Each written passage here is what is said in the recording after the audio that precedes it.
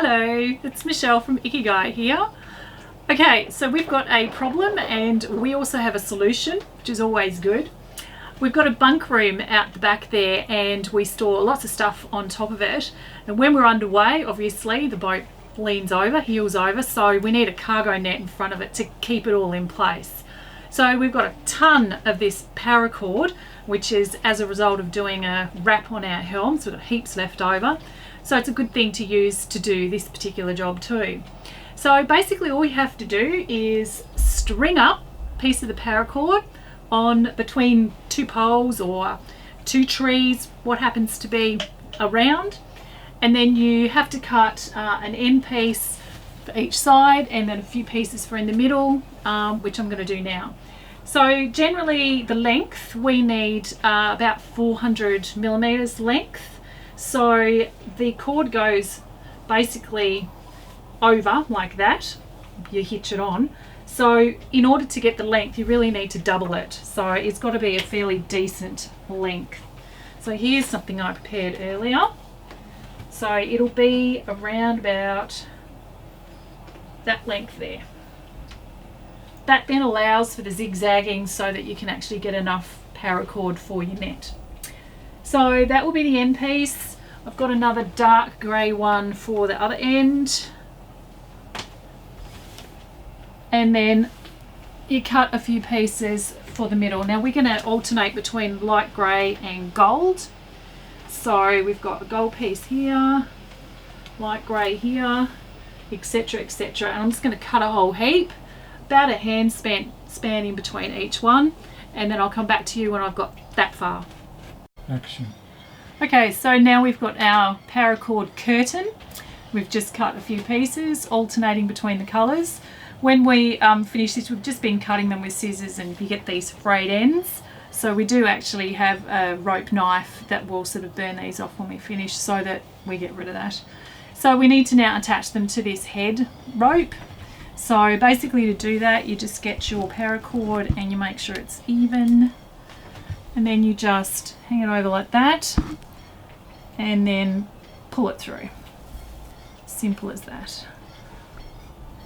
So I'll do this one, make sure it's even, hang it over and pull it through.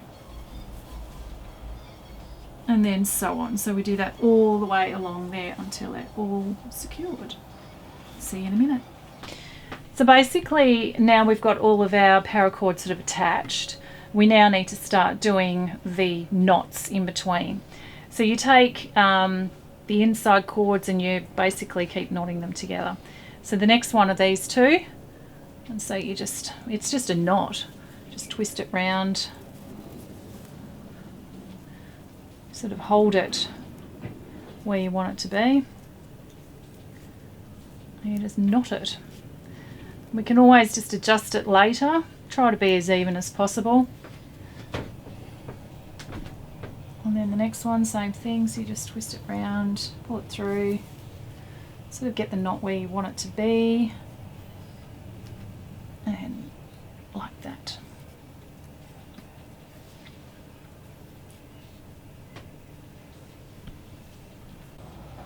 So I have done one row and I'm starting on the second row, but we've got to connect these end two pieces. This requires a hitch knot. And I'm not very good with those types of knots, so handballing to Renee. Alright, that's hard to live with because the fenders are tied onto the boat with this knot, so it is a little bit of a worry, but it's just a double hitch. So basically we have the outer here that we want to continue, and then have this hitch here, so we want to keep the same color, so this will just zigzag with that color all the way there. Every time you hit the outside you do a double hitch. So with the I might as well continue here. So I've done two here where we can say that the gold and the silver need to be together, so that's quite easy. And again, you just make a knot go through the loop and grab it where you want the knot to end up, and then you can just roughly tie it down and it sits in the right place. Again, gold to gold. Right, so we finished the last row, and basically at the bottom we do the same knot, but we just feed one of these outside cords through each knot, including the end. And then we can have a little hook on there, a little hook on the top. And basically the next thing is just... So we've finished our net here, made out of paracord. It's been attached under the bunk with some screws, and up the top here we've put a couple of hooks on the end. So it keeps everything nice and tight and in there neatly. So yeah, we're happy with the result of it. And as you can see, we've already started to put lots of our stuff back on top of the bunk. And yeah, so problem solved.